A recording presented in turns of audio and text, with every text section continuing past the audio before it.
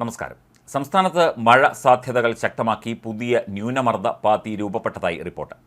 വടക്കൻ കേരള തീരം മുതൽ വടക്കൻ മഹാരാഷ്ട്ര തീരം വരെയാണ് ന്യൂനമർദ്ദ പാത്തി ഇപ്പോൾ സ്ഥിതി ചെയ്യുന്നത്.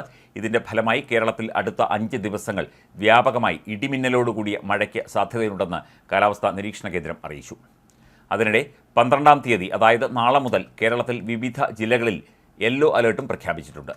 കേന്ദ്ര കാലാവസ്ഥാ വകുപ്പിൻ്റെ അടുത്ത 5 ദിവസത്തേക്കുള്ള മഴ സാധ്യത പ്രവചനമാണ് ഇത്. വിവിധ ജില്ലകളിൽ മഞ്ഞ അലേർട്ട് പ്രഖ്യാപിച്ചിരിക്കുന്നു. 12-ാം തീയതി, അതായത് നാളെ, കോഴിക്കോട്, കണ്ണൂർ, കാസർഗോഡ് ജില്ലകളിലാണ് മഞ്ഞ അലേർട്ട് പ്രഖ്യാപിച്ചിരിക്കുന്നത്. 13-ാം തീയതി കോഴിക്കോട്, കണ്ണൂർ, കാസർഗോഡ്, 14-ാം തീയതി മലപ്പുറം, കോഴിക്കോട്, കണ്ണൂർ, കാസർഗോഡ് എന്നീ ജില്ലകളിൽ കേന്ദ്ര കാലാവസ്ഥാ വകുപ്പ് മഞ്ഞ അലേർട്ട് പ്രഖ്യാപിച്ചിട്ടുണ്ട്. ഒറ്റപ്പെട്ട ശക്തമായ മഴയ്ക്കുള്ള സാധ്യതയാണ് പ്രവചിക്കപ്പെട്ടിരിക്കുന്നത്. 24 മണിക്കൂറിൽ 64.5 മില്ലിമീറ്റർ മുതൽ 115.5 മില്ലിമീറ്റർ വരെ മഴ ലഭിക്കുന്ന സാഹചര്യത്തെയാണ് ശക്തമായ മഴ എന്നതുകൊണ്ട് ഉദ്ദേശിക്കുന്നത്. പുതുക്കിയ ഉയർന്ന തിരമാല ജാഗ്രതാ നിർദ്ദേശം കേരള തീരത്തും തമിഴ്നാട് തീരത്തും നൽകിയിട്ടുണ്ട്.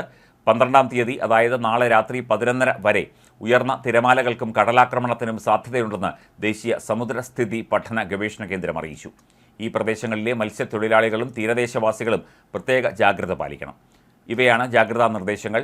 കടൽക്ഷോഭവും കള്ളക്കടൽ പ്രതിഭാസവും രൂക്ഷമാകാൻ സാധ്യതയുള്ളതിനാൽ അപകട മേഖലകളിൽ നിന്ന് അധികൃതരുടെ നിർദ്ദേശാനുസരണം മാറി താമസിക്കണം. മത്സ്യബന്ധന യാനങ്ങൾ ഹാർബറിൽ സുരക്ഷിതമായി കെട്ടിയിട്ട് സൂക്ഷിക്കുക. വള്ളങ്ങൾ തമ്മിൽ സുരക്ഷിത അകലം പാലിക്കുന്നത് വള്ളങ്ങൾ കൂട്ടിയിടിച്ചുള്ള അപകട സാധ്യത ഒഴിവാക്കും. മത്സ്യബന്ധന ഉപകരണങ്ങളുടെ സുരക്ഷ ഉറപ്പാക്കണം. ബീച്ചുകളിലേക്കുള്ള യാത്രകളും കടലിൽ ഇറങ്ങിയുള്ള വിനോദങ്ങളും പൂർണ്ണമായി ഒഴിവാക്കണം.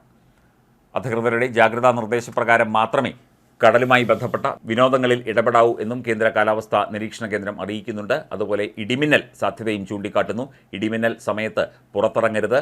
അതുപോലെ ഇടിമിന്നൽ നിവാരണ രീതിയിലുള്ള എല്ലാത്തരം സുരക്ഷാ ക്രമീകരണങ്ങളും ജനങ്ങൾ സ്വീകരിക്കണം. മഴയുള്ളപ്പോൾ, ഇടിമിന്നലുള്ളപ്പോൾ കഴിയുന്നതും യാത്രകൾ ഒഴിവാക്കണം. കഴിയുന്നതും പുറത്തിറങ്ങരുത്. കുട്ടികളെ കൂടുതൽ ശ്രദ്ധിക്കണം. വളർത്ത മൃഗങ്ങളെയും കൂടുതൽ ശ്രദ്ധിക്കണം. തുടങ്ങിയ നിർദ്ദേശങ്ങളൊക്കെ തന്നെ കേന്ദ്ര കാലാവസ്ഥാ നിരീക്ഷണ കേന്ദ്രം നൽകിയിട്ടുണ്ട്.